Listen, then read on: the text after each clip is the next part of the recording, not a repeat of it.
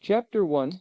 Pictures, pictures, pictures. Often, before I learned, did I wonder whence came the multitudes of pictures that thronged my dreams, for they were pictures the like of which I had never seen in real wake a day life. They tormented my childhood, making of my dreams a procession of nightmares, and a little later convincing me that I was different from my kind, a creature unnatural and accursed in my days. Only did I attain any measure of happiness, my nights marked the reign of fear, and such fear I make bold to state that no man of all the men who walk the earth with me ever suffer fear of like kind and degree, for my fear is the fear of long ago, the fear that was rampant in the younger world, and in the youth of the younger world, in short, the fear that reigned supreme in that period known as the mid-Pleistos new. Hat do I mean I. See, explanation is necessary before I can tell you of the substance of my dreams. Otherwise, little could you know of the meaning of the things I know so well as I write this. All the beings and happenings of that other world rise up before me in vast phantasmagoria, and I know that to you they would be rhymeless and reasonless.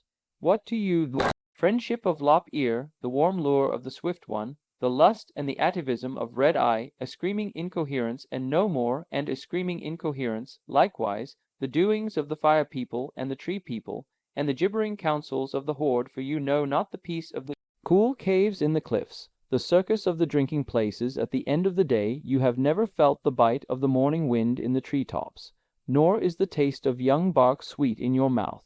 It would be better, I dare say, for you to make your approach as I made mine through my childhood. A boy I was very like other boys in my waking hours. It was in my sleep that I was different from my earliest recollection.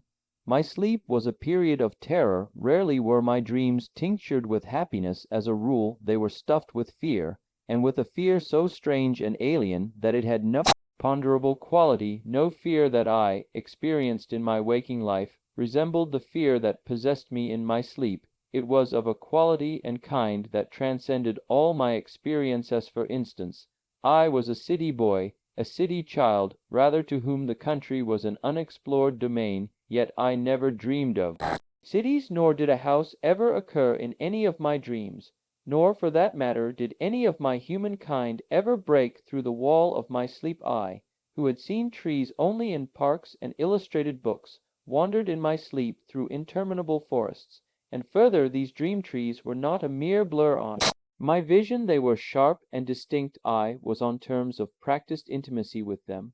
I saw every branch and twig I saw, and knew every different leaf. Well do I remember the first time in my waking life that I saw an oak tree. As I looked at the leaves and branches and gnarls, it came to me with distressing vividness that I had seen that same kind of tree many and countless times in my sleep.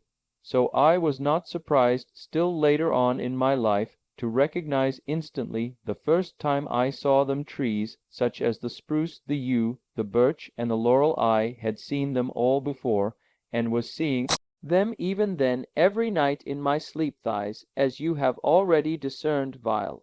8. The first law of dreaming, namely, that in one's dreams one sees only what he has seen in his waking life, or combinations of the things he has seen in his waking life. But all my dreams violated this law. In my dreams I never saw anything of which I had knowledge in my waking life. My dream life and my waking life were lives apart, with not one thing in common, save myself. I was the connecting link that somehow lived both lives. Dearly in my childhood I learned that nuts came from the grocer, berries from the fruit man. But before ever that knowledge was mine, in my dreams I picked nuts from trees, or gathered them and ate them from the ground underneath trees, and in the same way I ate berries from vines and bushes. This was beyond any experience of mine. I shall never forget the first time I saw blueberries served on the table. I had never seen blueberries before, and yet at the sight of them there leaped up in my mind memories of dreams wherein I had wandered through swampy land, eating my fill of them.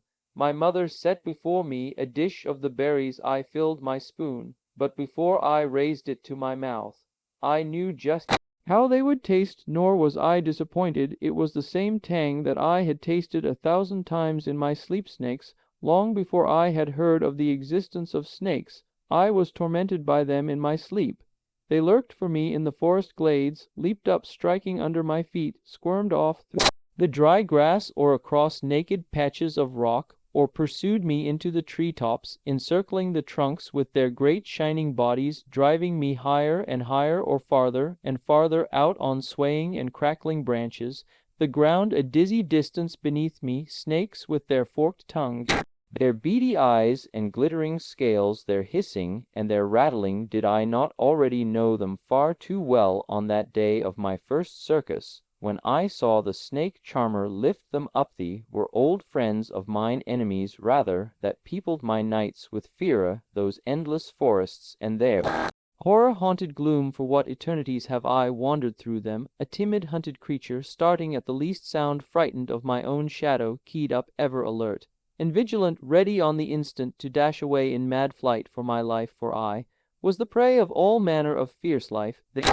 dwelt in the forest, and it was in ecstasies of fear that I fled before the hunting monsters. When I was 5 years old, I went to my first circus. I came home from it sick, but not from peanuts and pink lemonade, let me tell you. As we entered the animal tent, a hoarse roaring shook the air. I tore my hand loose from my father S. and dashed wildly back through the entrance. I collided with people, fell down, and all the time I was screaming with terror. My father caught me and soothed me. He pointed to the crowd of people, all careless of the roaring, and cheered me with assurances of safety. Nevertheless, it was in fear and trembling, and with much encouragement on his part, that I at last approached the lion's cage. Ah, I knew him on the instant.